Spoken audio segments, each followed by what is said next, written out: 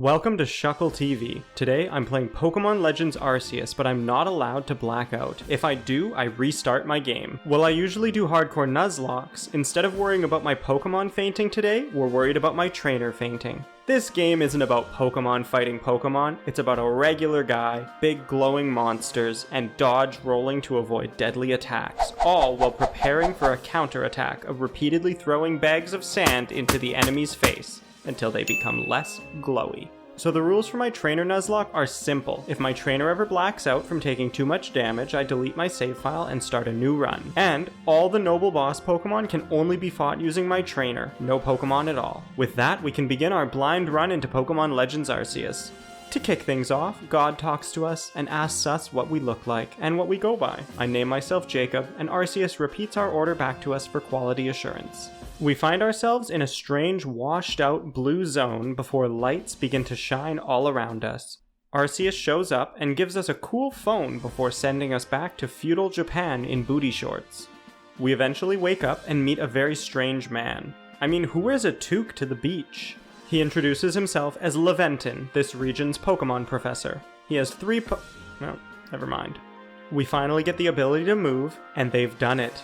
It only took 26 years, but they finally added teabagging into Pokemon. We live in a truly wondrous age. After a bit of exploring, we find our phone on the ground, but it seems to have changed a little.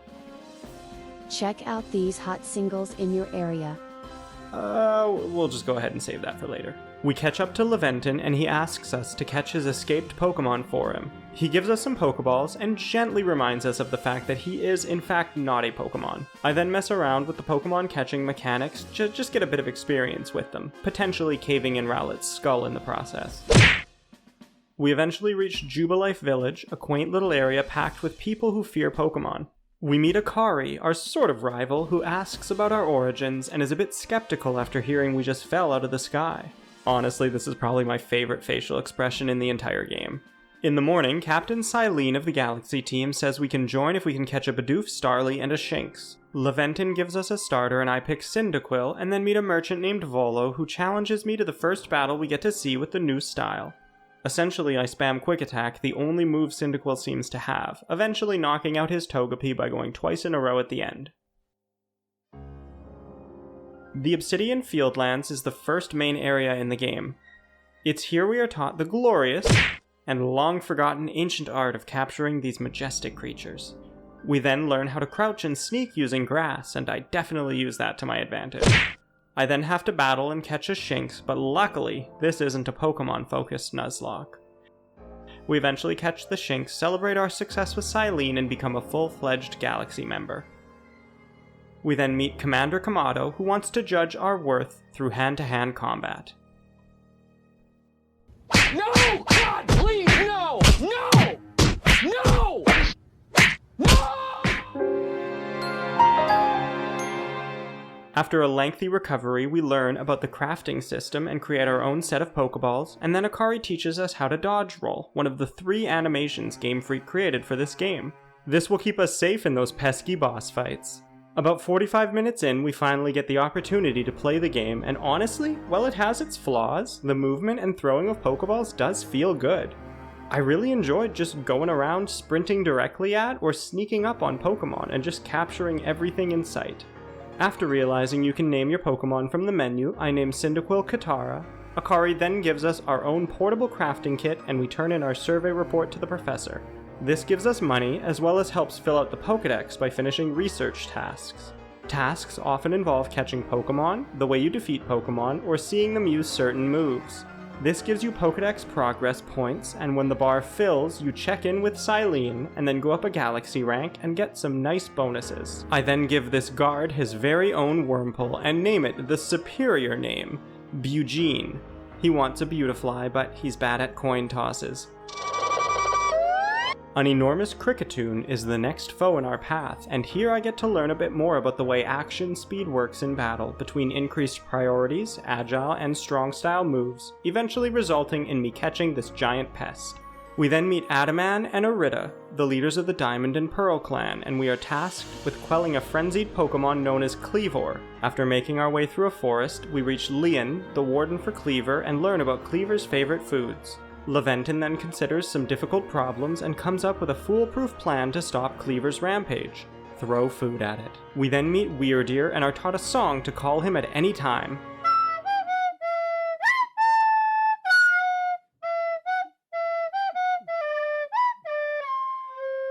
He loves it. It's here that we get access to the ride Pokemon Weirdeer, and I honestly really like it. You can sprint, you can jump, but sadly you can't throw Pokeballs or Pokemon while on its back. It does control fairly well and is a much faster way to get across terrain. I'm so excited to explore with it and try and Skyrim my way up mountains. I head towards our next task. It was at this moment that he knew.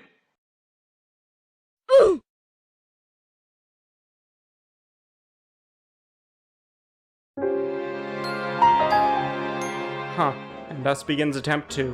I will be more wary of cliffs this time around. I pick a different trainer this time and name myself Jacob 2. I take a moment to assert dominance over the tutorial Pokemon. I pick Rowlet this time and I name him Appa. I reach Galaxy Rank 2 this time and then get Weirdeer and head to Cleaver's domain. There are some pretty noticeable texture glitches going on here. We finally meet Kleavor, the dual-wielding giant axe-handed monstrosity, and we're gonna fight him with our bare hands. So the way these boss fights work are basically you throw bombs like salves made up of materials important to the noble Pokemon, and each hit slowly depletes the boss's frenzy bar. There are certain times that the boss can get stunned and you can throw Pokemon out to battle them, but obviously we won't be doing that in this video. In Kleavor's case, it seems to be when you bait him into running headfirst into a wall, he gets stunned. This does provide a good opportunity to just continue throwing bombs at him though. His main attack is a straightforward charge directly at you as he swings his arms wildly like a madman. The dodge roll has invincibility frames on it though, so you can time it and dodge directly through him if you want. Honestly, this game's very generous with the amount of invincibility the dodge roll provides. Kleavor is pretty straightforward and doesn't have many tricks up his Wait, what's that? Oh my goodness!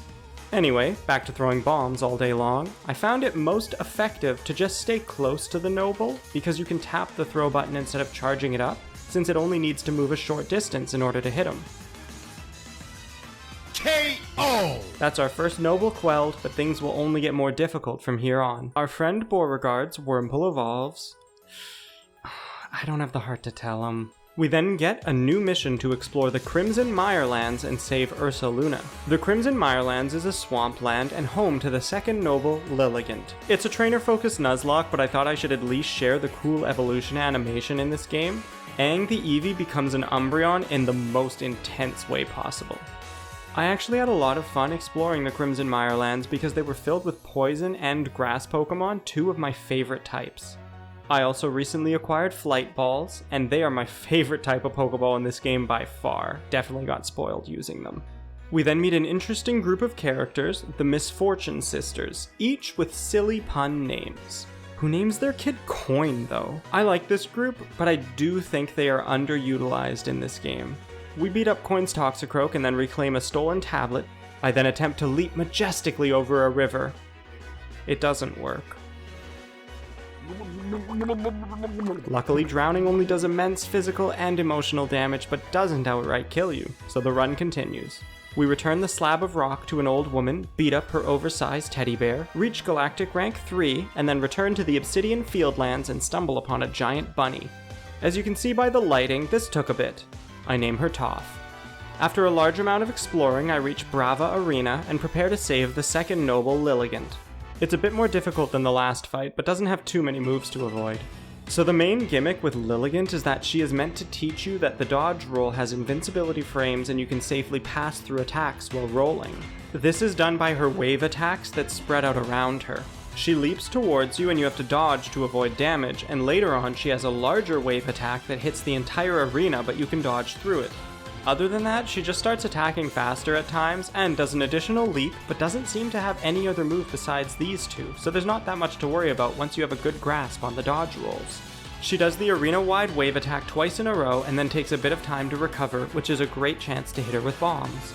Below half health, she starts to get really fast though, and you have to get into a good rhythm, which I like.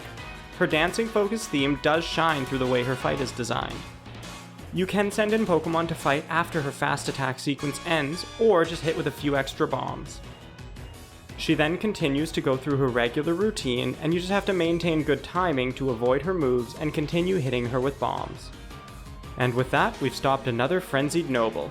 The boss does keep moving after the final blow though, and I get hit in every fight after the fight ends. Wait a minute. That was the wrong bomb. Ooh. Well, at least we're Galaxy rank 4 now. I then spend all of my money to look like quite the dapper fellow.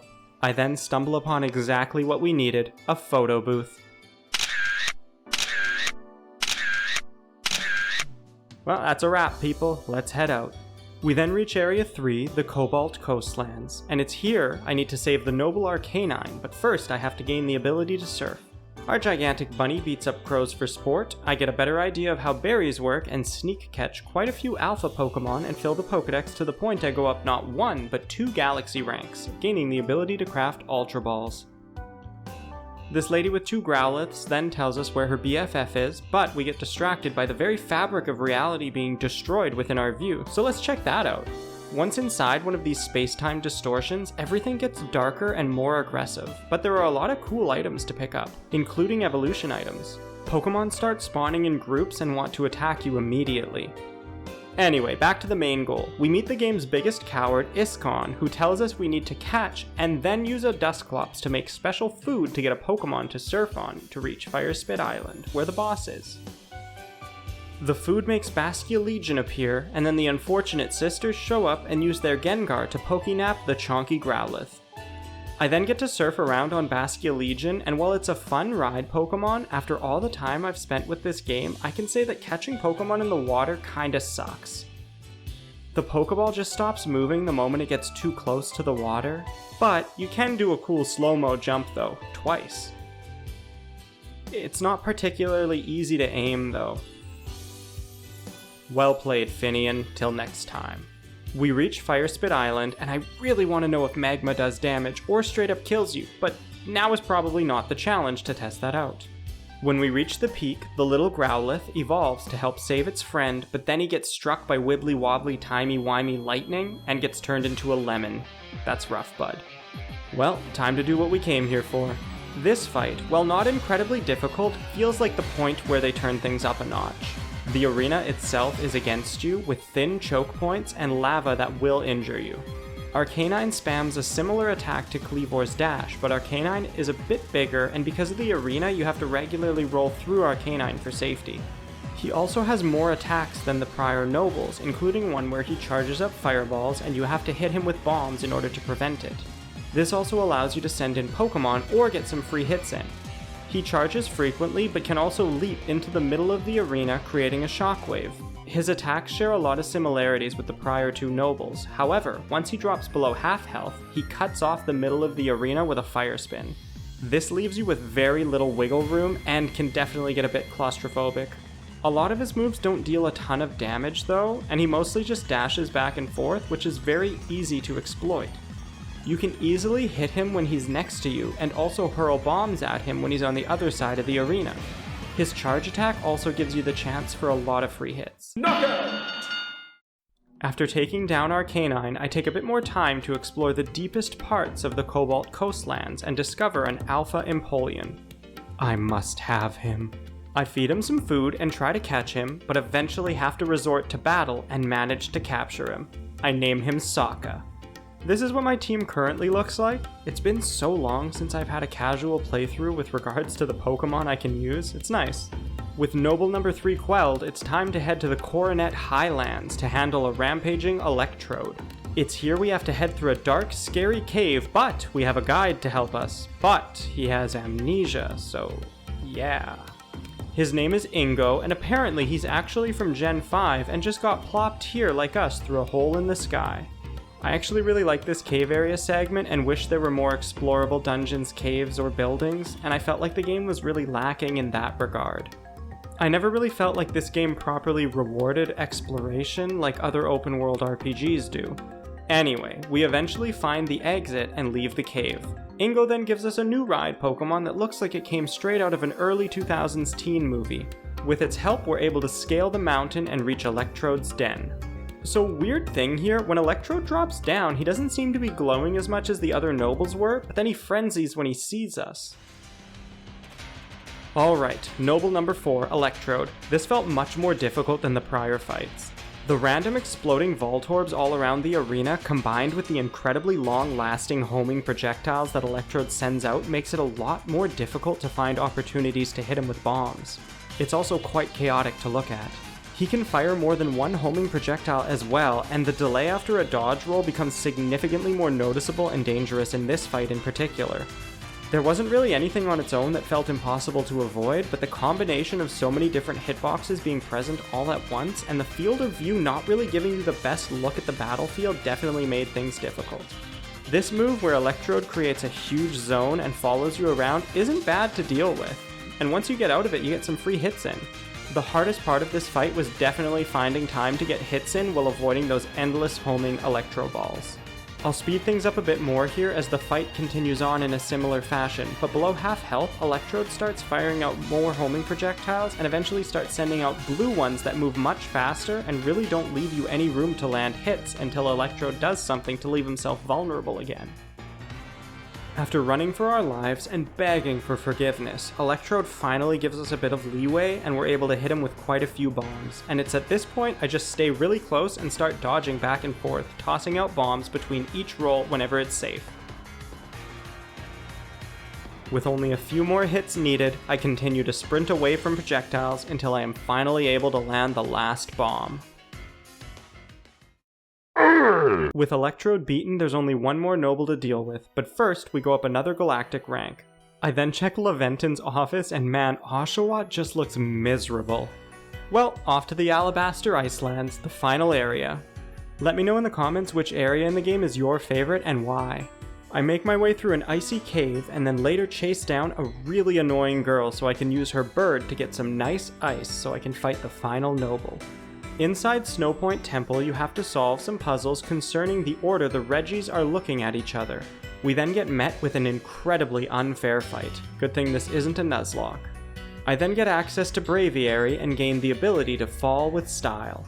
I use it to reach the eternal ice I need in order to fight Avalugg, the final Noble. I thought this Machoke was part of their group because he was just hanging out. It turns out it was not the case. Well, time to fight Avalugg. That is a very big snow plow. So Avalugg is very different than the other boss fights in the game, because he doesn't really move, and he's not actually in the arena area with you. Instead, he creates many projectiles and other attacks that you have to avoid within your own small platform, while simultaneously chucking bombs back at him. This icicle attack of his is definitely by far the most difficult to dodge, because visually it's often below your field of view, so you can't see the startup animation. When he fires icicles from above, you have to just dodge. You get a lot of time to hit him when he's transitioning to new attacks or during his powder snow cloud attack or ice beam. The icicle crashes are pretty much dodge only times, otherwise he goes through a pretty standard rotation of his moves. You're able to do a lot of damage to him with smart dodges during the snow cloud attack, and when that phase ends, I recommend backing up closer to the back of the arena so you can see the icicles shooting up from the ground. Some of these attacks hit quite hard, and in the second half of the fight they leave behind ice shards that you have to avoid. He also fires more icicles from above and starts combining it with other attacks.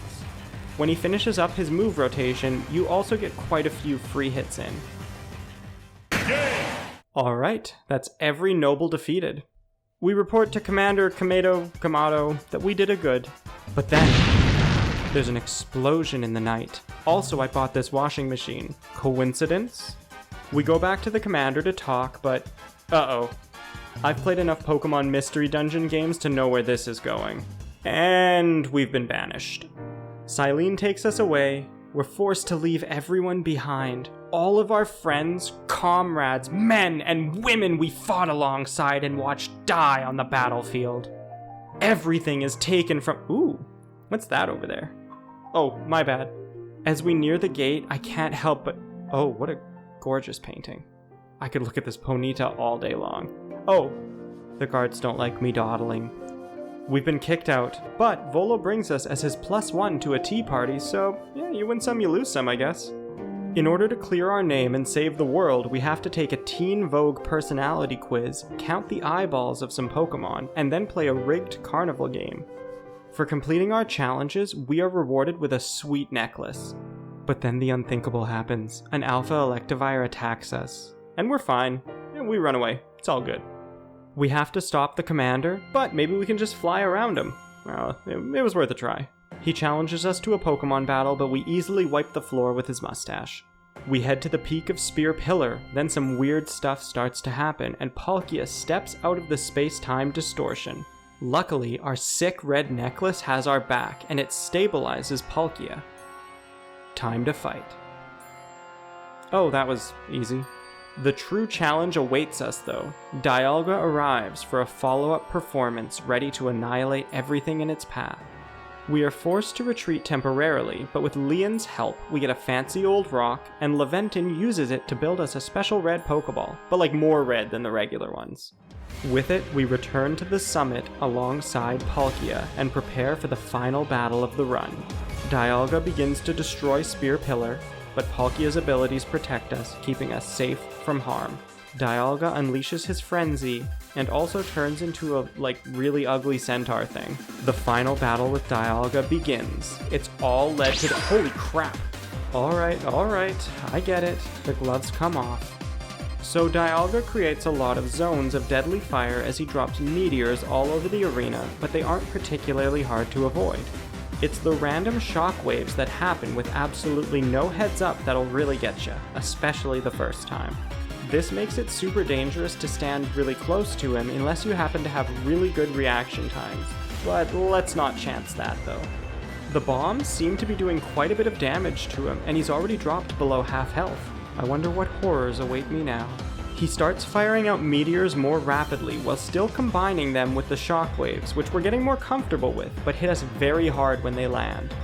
I don't think he's gone through a full rotation of his moves yet, and at this pace, it doesn't seem like he's going to get the chance to. You'd think being the god of time, he'd be able to manage it better. He starts doubling up on the meteors, but we're able to avoid them, and we do it.